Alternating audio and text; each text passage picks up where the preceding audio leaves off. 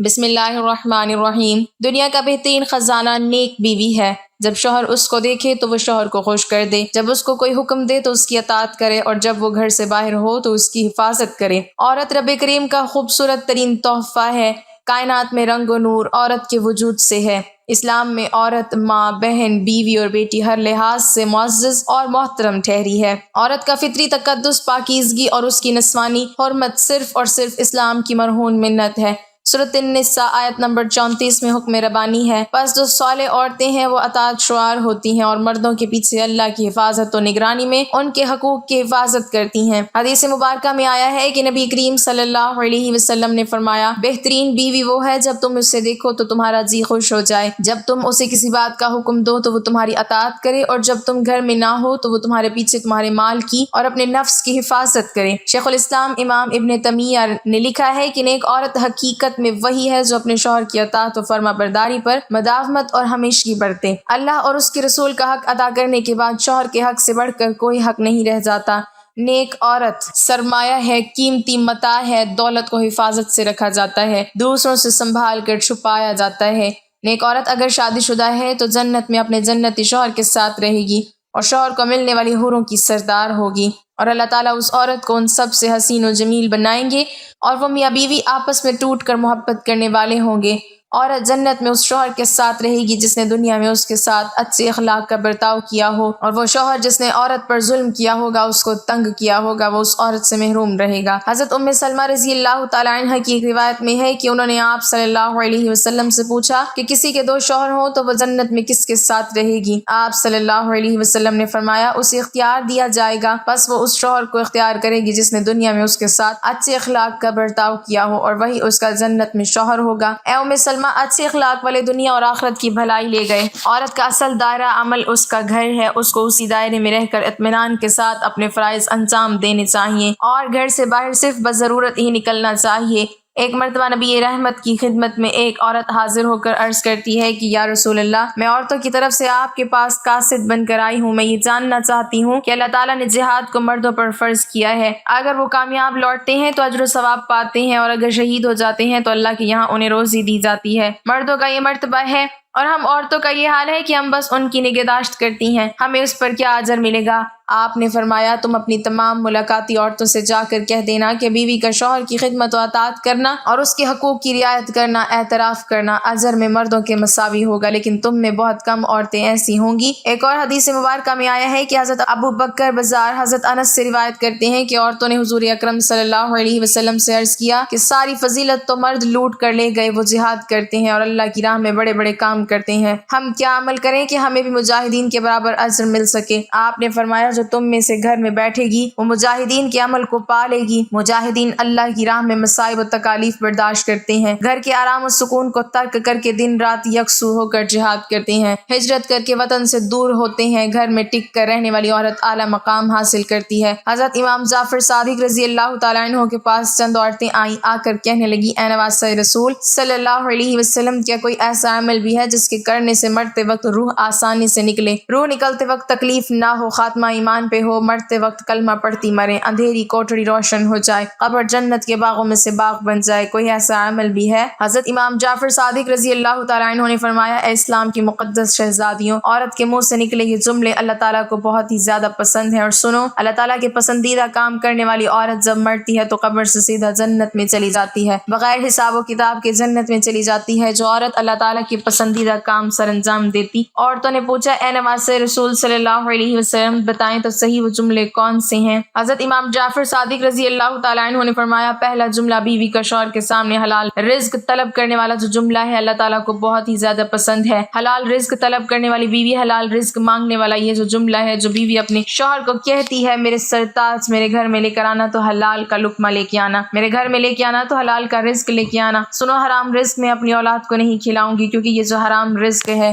حرام نوالا ہے، میری اولاد کی آنکھوں سے حیا چھین لے گا، شرم چھین لے گا، غیرت چھین لے گا۔ میں اپنی اولاد کو بے حیا نہیں بنانا چاہتی، میں اپنی اولاد کو بے غیرت نہیں بنانا چاہتی۔ میرے گھر میں اگر رزق لے کے آنا تو حلال رزق لے کے آنا۔ ایک صحابیہ کا رلا دینے والا واقعہ ملاحظہ فرمائیں۔ ایک غریب صحابی تھا، وہ روزانہ محنت مزدوری کرنے کے لیے صبح سویرے گھر سے باہر نکل جاتا، روزی کی تلاش میں نکل جاتا، شام کو روزی کر کے واپس گھر میں آ جاتا، خود بھی کھاتا، اپنی غریب بیوی کو بھی کھلاتا۔ ایک دن یہ حسب معمول گھر سے باہر نکلا، سارا دن خاک چھانتا رہا، پورا دن روزی تلاش کرتا رہا، مزدوری تلاش کرتا رہا، اسے کوئی مزدوری نہ ملی، روزی نہ ملی، خالی ہاتھ شام کو گھر واپس آ گیا۔ گھر میں کھانے کے لیے کچھ تھا ہی نہیں، خالی پیٹ شوہر اور بیوی سو گئے، بھوکے سو گئے، صحابی اور صحابیہ بھوکے سو گئے۔ دوسرے دن پھر حسب معمول گھر سے باہر نکلا، روزی کی تلاش میں سارا دن خاک چھانتا رہا، روزی نہ ملی، کام نہ ملا، مزدوری نہ ملی، شام کو خالی ہاتھ واپس آ گیا۔ دوسری رات بھی بھوکے سو گئے۔ جب تیسرا دن آیا، تیسرے دن بھی صحابیہ عورت حسب معمول اپنے شوہر کو دروازے تک لے گئی، رخصت کرنے کے لیے ڈھیر دعاؤں کے ساتھ، نیک تمناؤں کے ساتھ، دعاؤں کے ساتھ شوہر کو رخصت کیا۔ شوہر جیسے ہی 4 قدم آگے بڑھا تو بیوی نے کہا، رکیے، میری بات سن کر جائیے۔ شوہر رک گیا، بولا، کیا کہنا ہے؟ اس صحابیہ غریب بیوی نے کہا کہ میرے سرتاج، اس سوچ کی بنیاد پر کہ میری بیوی 2 دن سے بھوکی ہے، 2 راتوں سے بھوکی ہے، کہیں ایسا نہ ہو کہ آج آپ کو مزدوری نہ ملے اور آپ حرام کا رزق لے کر میرے گھر میں آ جائیں۔ یاد رکھیے گا کہ میں مر جاؤں گی لیکن حرام رزق قبول نہیں کروں گی، حرام کمائی کا لقمہ نہ تو میں کھاؤں گی نہ تو میں اپنی اولاد کو کھلانے دوں گی۔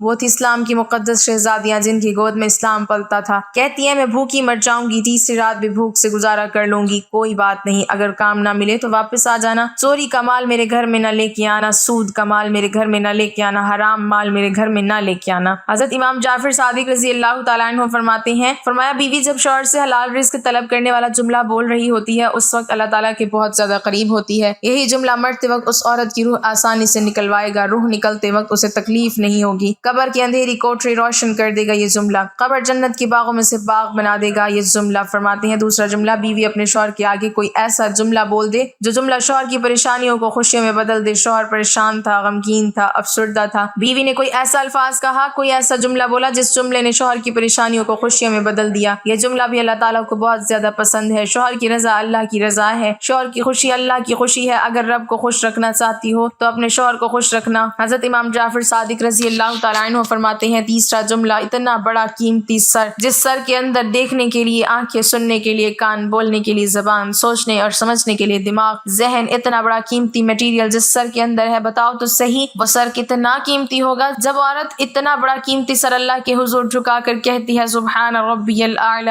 سبحان ربی الاعلی، سبحان ربی الاعلی، اللہ کو اتنا پسند ہے یہی سبحان ربی الاعلی، مرتے وقت اس کو کلمہ نصیب کرے گا، مرتے وقت اس کا خاتمہ ایمان پہ کریں گے، قبر کی اندھیری کوٹری روشن کر دے گا، قبر جنت کے باغوں میں سے باغ بنا دے گا۔ نماز کا دامن مضبوطی سے پکڑتے رہنا، نماز کا دامن کبھی نہ چھوڑنا۔ اللہ جب ناراض ہوتا ہے روٹی بند نہیں کرتا، اللہ جب ناراض ہوتا ہے رزق بند نہیں کرتا، اللہ جب ناراض ہوتا ہے سورج کو حکم نہیں دیتا کہ فلاں شخص میرا نافرمان ہے، تیری کرنیں اس کے آنگن میں نہیں جانی چاہیے۔ اللہ جب ناراض ہوتا ہے تو سجدوں کی توفیق چھین لیتا ہے، اللہ جب ناراض ہوتا ہے تو یہ من اجڑ جاتا ہے، جس بندے کا من ہی اجڑ جائے اس کے پلے رہتا ہی کیا ہے۔ فرمایا چوتھا جملہ کہ جو عورت اپنے شوہر کی اجازت کے بغیر کسی غیر مرد سے نہیں ملتی، غیر مرد سے بات نہیں کرتی، اپنے شوہر کو ساتھ لے کر چلنے والی عورت سیدھا جنت میں داخل ہوگی۔ فرمایا نمبر 5، جو عورت اپنے شوہر کا سر فخر سے بلند کرنے والی، ایسی عورت جو اپنے شوہر کو کبھی شکایت کا موقع نہیں دیتی، ہر دم شوہر کو خوش رکھنے والی، ہر موڑ پر شوہر کو سکھ دینے والی عورت سیدھا جنت میں جائے گی۔ جنتی عورت رب کریم کے احکامات کی پابندی کرتی ہے، فرما بردار ہوتی ہے۔ کسی نے ایک عارف سے پوچھا کہ نوح علیہ السلام کی قوم کیوں تباہ ہوئی؟ عارف نے کہا کہ اس قوم کی ماں نافرمان تھی۔ پوچھا گیا کہ ماں کون؟ بتایا نوح علیہ السلام کی بیوی۔ نیک عورت اولاد کے لیے دعا گو رہتی ہے، ان کے حال و مستقبل کی فکر کرتی ہے۔ اور عارف سے پوچھا گیا کہ حضرت عیسیٰ علیہ السلام کو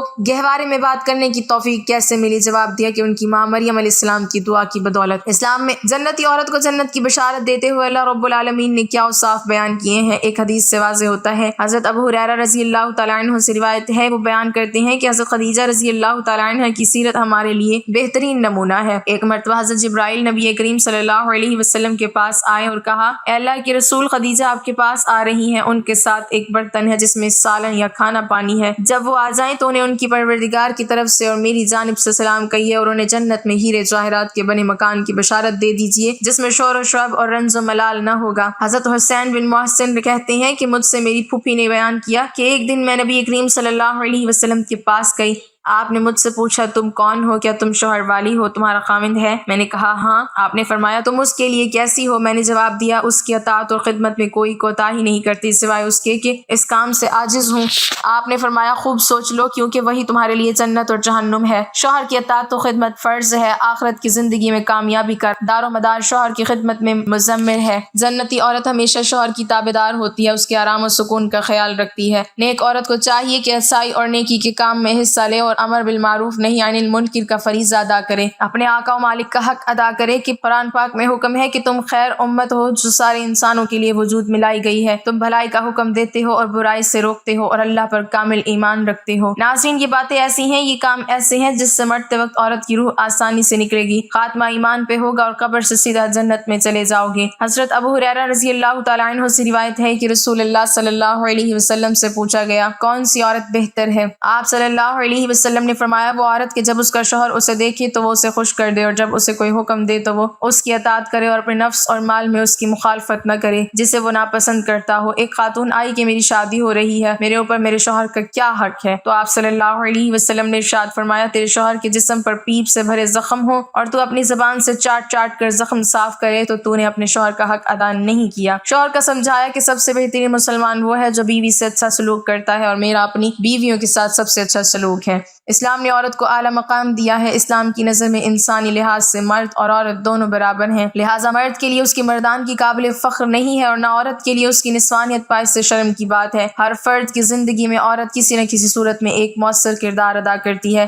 ایک متوازن اور ترقی یافتہ معاشرے کی بنیاد رکھنے میں عورت کی بہت بڑی اہمیت ہے۔ قرآن مجید اور سنت رسول میں عورت کے مقام کے بارے میں کئی ایک آیات موجود ہیں۔ عورت خواہ ماں، بہن، بیوی یا بیٹی ہو، اسلام نے ان میں سے ہر ایک کے حقوق و فرائض کو تفصیل کے ساتھ بیان کیا ہے۔ کسی بھی انسان کے لیے ماں ہی زندگی کا مصدر ہوتی ہے، وہی دنیا میں اس کی آمد اور بقا کا سبب بھی، اسی لیے اس کا شکر ادا کرنا، اس کے ساتھ نیکی سے پیش آنا اور خدمت کرنا عورت کے اہم ترین حقوق میں سے ہے۔ حسن سلوک اور اچھے اخلاق سے پیش آنے کے سلسلے میں ماں کا حق باپ سے زیادہ ہے کیونکہ بچے کی پیدائش اور تربیت کے سلسلے میں ماں کو زیادہ تکالیف کا سامنا کرنا پڑتا ہے اور اسلام نے ان تمام تکالیف کو سامنے رکھتے ہوئے ماں کو زیادہ حسن سلوک کا مستحق قرار دیا، جو اسلام کا عورت پر بہت بڑا احسان ہے۔ خواتین کے لیے بہترین بشارت ہے۔ ایک مرتبہ نبی کریم صلی اللہ علیہ وسلم کی خدمت میں ایک خاتون آئی اور آ کر عرض کرنے لگی اے اللہ کے نبی صلی اللہ علیہ وسلم، مرد تو نیکیوں میں ہم سے بہت آگے بڑھ گئے۔ پوچھا وہ کیسے؟ کہنے لگی کہ جی یہ آپ کے ساتھ جہاد میں شریک ہوتے ہیں، ساری رات جاگ کر دشمن کی سرحد پر پہرا دیتے ہیں اور ہم گھروں کے اندر ان کے بچوں کی پرورش کرتی رہتی ہیں، ان کو پکا کر کھلاتی ہیں، تو ہم جہاد میں اس طرح راتوں کو پہرا بھی نہیں دیتی، اس طرح ہم آ کر قتال بھی نہیں کرتی جس طرح مرد کرتے ہیں۔ یہ تو نیکیوں میں ہم سے آگے بڑھ گئے اور یہ مسجدوں میں جا کر جماعت کے ساتھ نمازیں پڑھتے ہیں، ہم گھروں میں ہی نماز پڑھ لیتی ہیں، ہم جماعت کے ثواب سے بھی محروم ہو گئی۔ جب انہوں نے یہ سوال پوچھا تو اللہ کے پیارے نبی صلی اللہ علیہ وسلم نے فرمایا کہ سوال پوچھنے والی نے بہت اچھا سوال پوچھا۔ رسول اللہ صلی اللہ علیہ وسلم نے فرمایا کہ جو عورت اپنے گھر میں اپنے بچوں کی وجہ سے رات کو جاگتی ہے تو اللہ تعالیٰ اس مجاہد کے برابر اجر عطا فرماتے ہیں جو ساری رات جاگ کر دشمن کی سرحد پر پہرا دیتا ہے۔ گویا گھر کے نرم بستر پر عورت کے بیٹھنے کو اللہ تعالیٰ نے جہاد کا ثواب عطا فرمایا۔ رسول اللہ صلی اللہ علیہ وسلم نے فرمایا کہ جو عورت اپنے گھر میں نماز پڑھ لیتی ہے تو اللہ تعالیٰ اس مرد کے برابر اجر عطا فرماتے ہیں جو مرد مسجد میں جا کر جماعت کے ساتھ تکبیر اولیٰ کے ساتھ نماز پڑھتا ہے۔ تو عورت کے ساتھ اللہ تعالیٰ نے بہت نرمی کا معاملہ فرمایا۔ شریعت کا یہ حکم ہے کہ اگر بیٹی پیدا ہوتی ہے تو اللہ تعالیٰ نے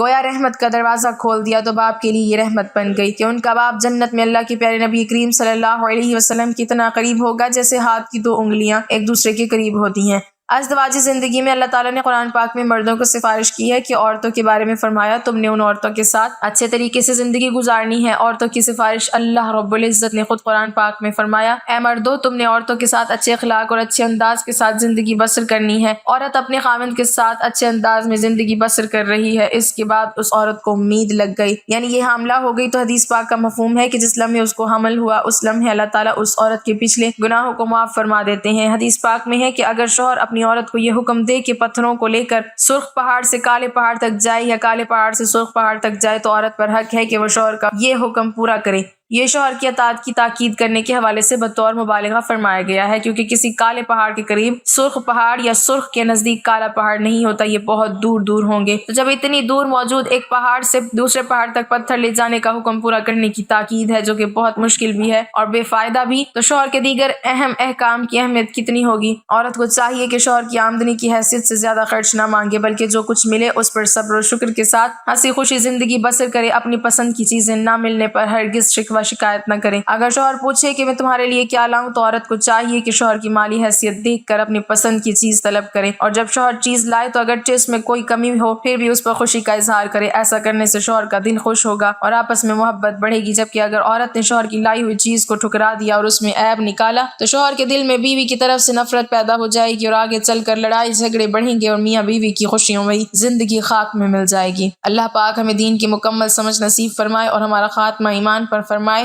آمین۔